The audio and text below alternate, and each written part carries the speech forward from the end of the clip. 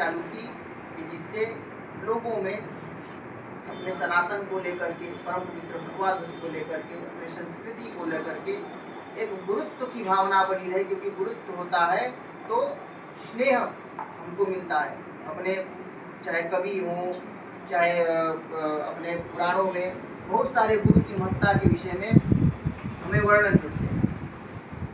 अपने ही यहाँ कहा जाता है गुरु ब्रह्मा गुरु विष्णु गुरुदेवो महेश्वर गुरु साक्षात परम ब्रह्म तस्मै श्री गुरुवे नमः। कोई गुरु के बिना ज्ञान नहीं प्राप्त कर सकता।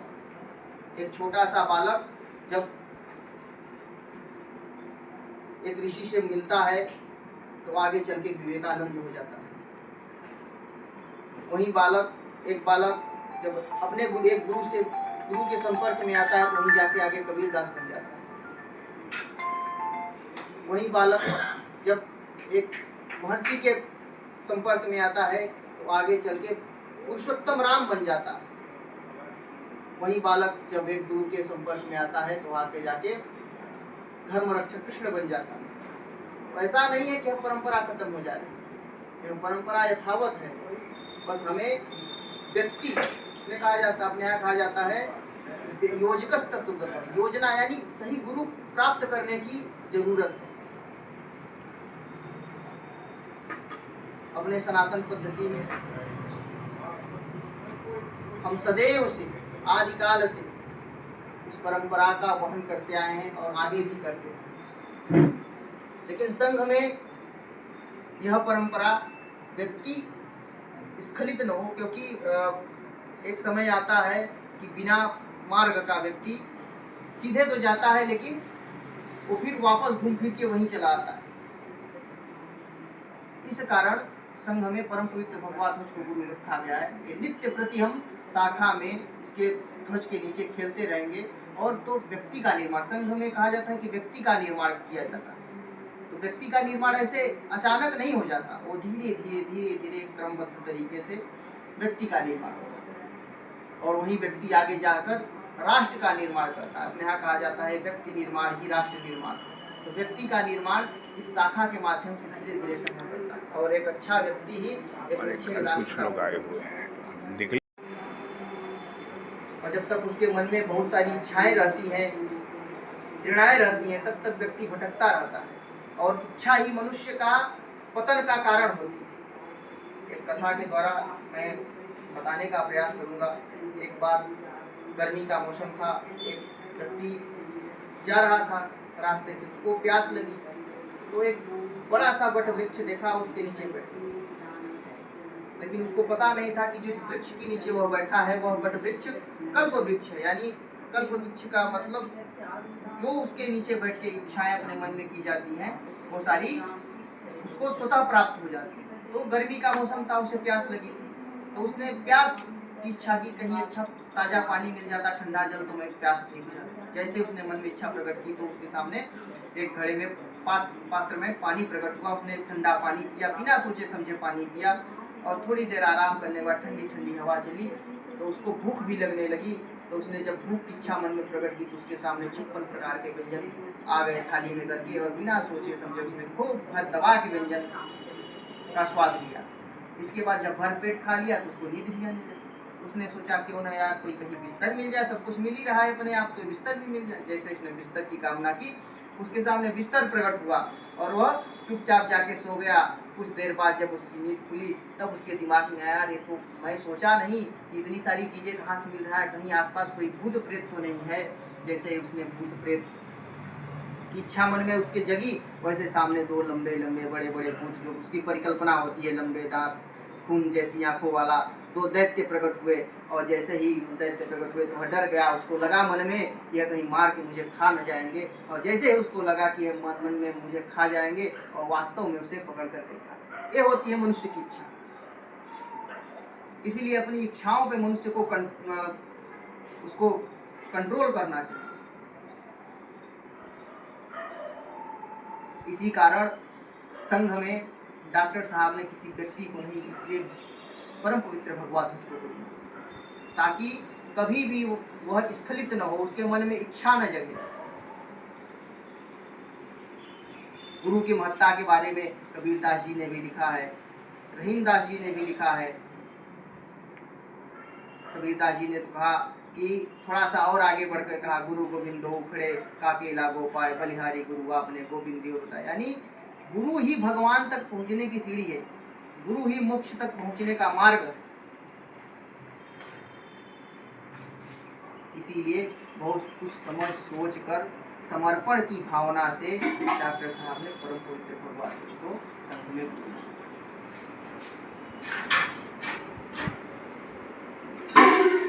इसी संस्कृति का बोधक होने के नाते इसी की रक्षा के लिए हम सब यहाँ आज एकत्रित हुए हैं। आज यहाँ संकल्प हमको लेना चाहिए कि हम जब तक हमारे शरीर में प्राण रहेगा तब तक हम इस संस्कृति सनातन की रक्षा करेंगे, क्योंकि शक्ति की पूजा सर्वत्र होती है और शक्ति आती है। हमारे यहाँ पद्धति है कि हम कहते हैं कि देवताओं को भी शक्ति मिलती है तो हवन के द्वारा मिलती है।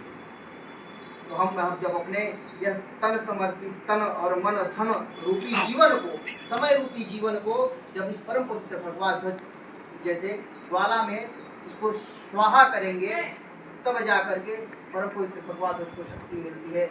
और तब जाकर के यह राष्ट्र, हम प्रार्थना में कहते हैं परम वैभव ने तुम्हें दस्वराष्ट्रम, तब जाकर के हमारा यह राष्ट्र परम वैभव को प्राप्त होगा। और लास्ट में कहते हैं भारत माता की जय। और जब परम राष्ट्र परम वैभव को प्राप्त होगा, यानी सर्वत्र विश्व में अपना राष्ट्र उच्च शिखर को प्राप्त होगा, तब जाकर के संपूर्ण विश्व भारत माता की जय होगा। केवल हम ही नहीं, पूरा हिंदू समाज जब यह तन मन धन रूपी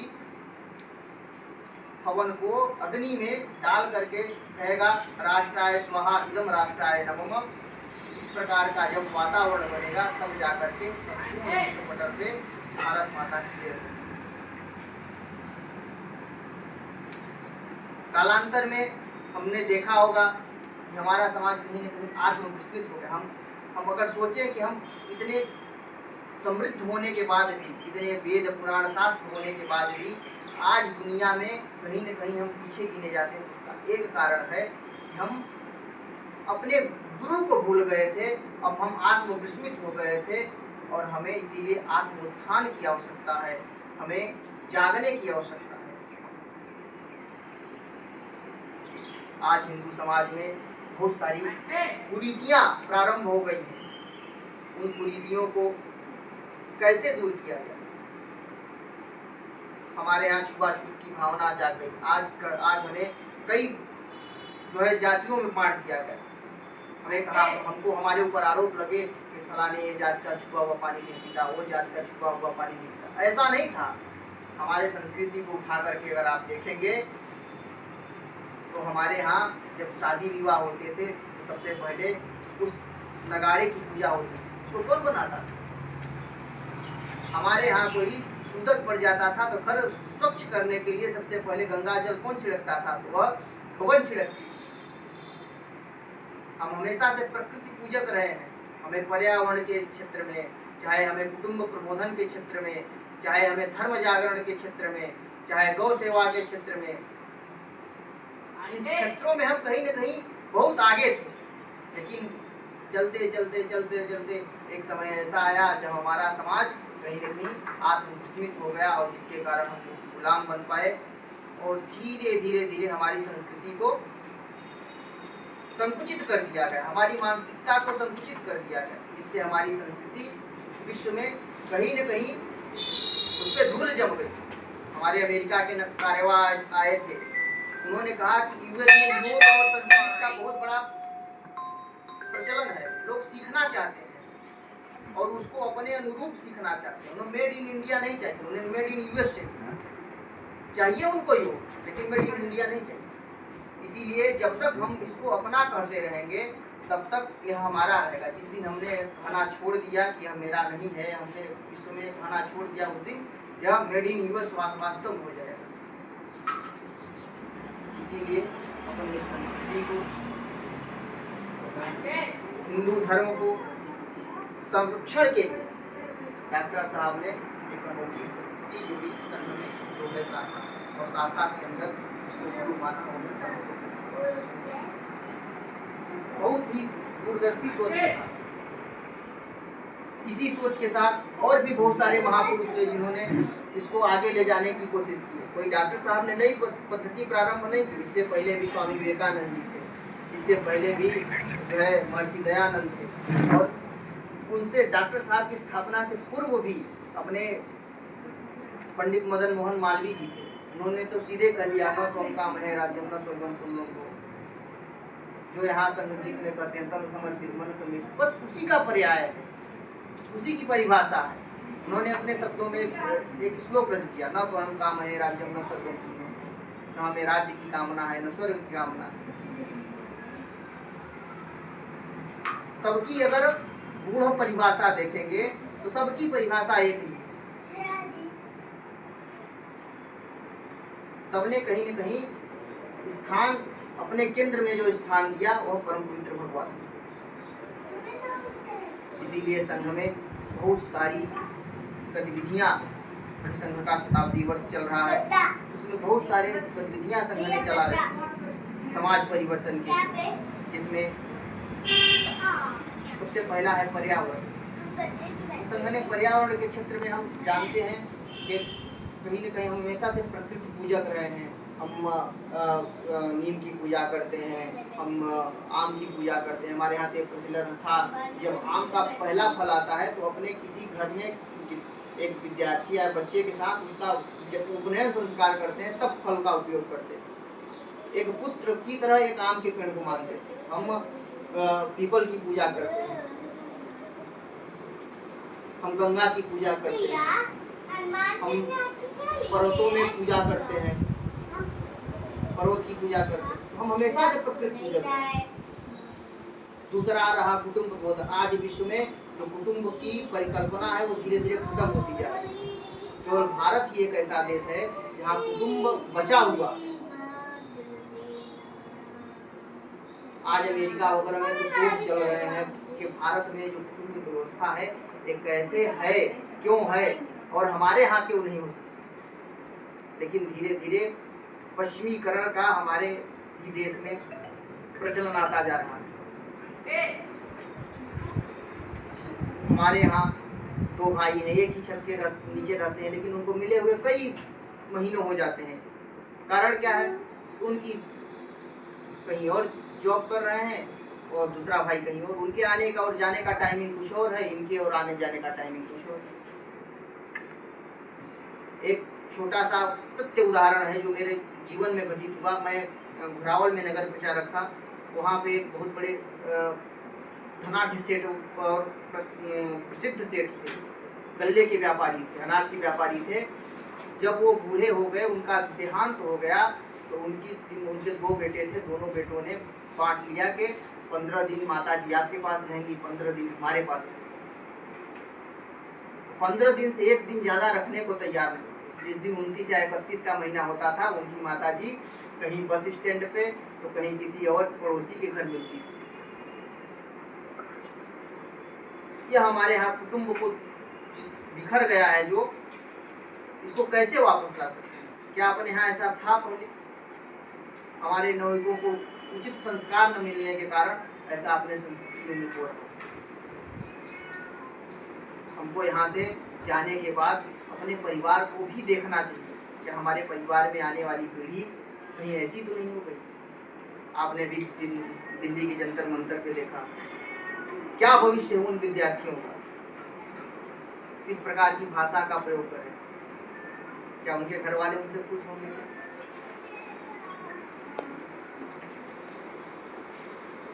ये चर्चा करने का विषय इसलिए है क्योंकि हमारी संस्कृति से जुड़ा है। तीसरा जो संघ अलग क्षेत्रों में काम कर सकता है, इनमें सुधार क्या हो सकता है, तो वह कम से कम हम महीने में एक बार परिवार के साथ इस भरी भागम भरी दुनिया में, दौड़ भाग की दुनिया में हम कर सकते हैं। तो परिवार के साथ भोजन कर सकते हैं क्या महीने में? हम घूमने जाते हैं तो परिवार के साथ कहीं देव दर्शन के लिए जा सकते हैं क्या? हम महीने में हमारे घर में पूजा होती है तो क्या हम पूजा एक साथ कर सकते हैं क्या? इन सारी चीज़ों को अगर हम थोड़ा थोड़ा करना प्रारंभ कर देंगे तो कहीं न कहीं हमारा कुटुंब ठीक हो जाएगा, और कुटुंब ठीक होगा तो समाज ठीक होगा, और जब समाज ठीक होगा तो राष्ट्र ठीक होगा। तीसरा जो अपना संघ ने चलाया, स्व का बोध। स्व का बोध क्या है कि हमारा है क्या वास्तव में।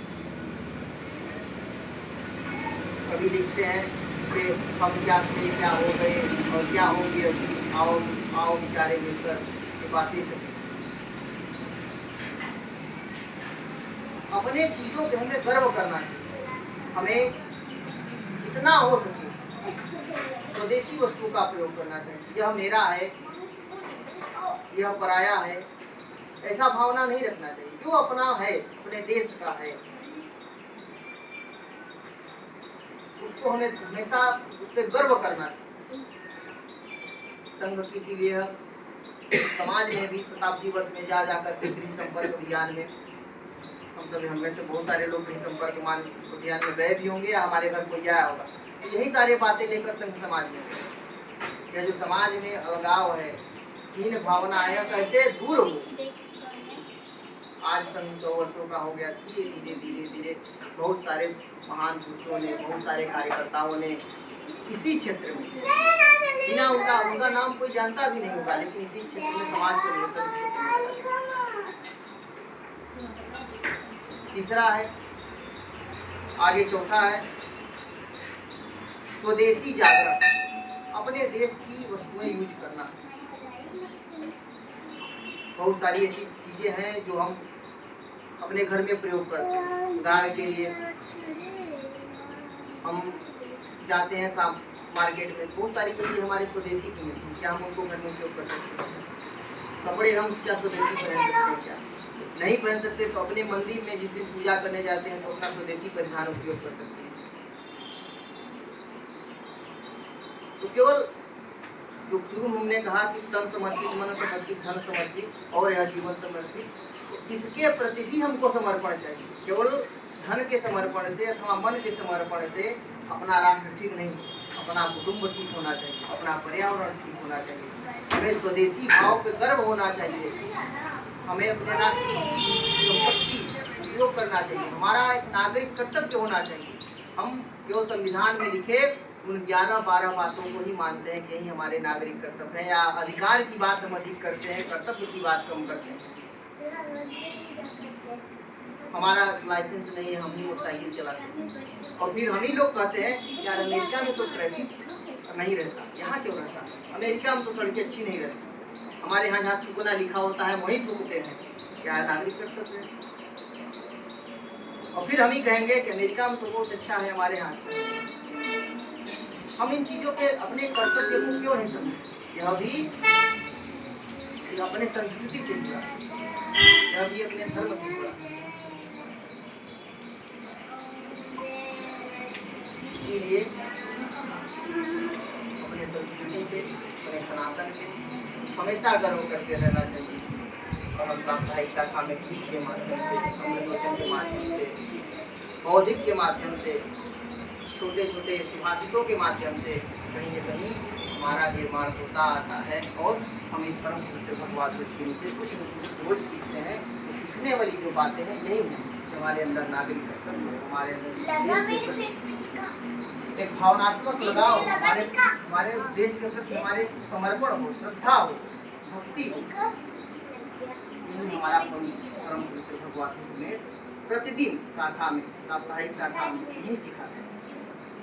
और यही कारण रहा कि डॉक्टर साहब ने गुरु मर जाता और वो परिपाटी बन जाती, एक के बाद एक गुरु बनना, और वो कहीं न कहीं बाद में जाकर के व्यक्ति स्खलित हो जाता, उसमें विकार आ जाते। इसीलिए उन्होंने परम पवित्र भगवान को गुरु माना, और वर्ष भर में छोटा सा समर्पण का उनका यह उद्देश्य था कि किसी भी संगठन को चलाने के लिए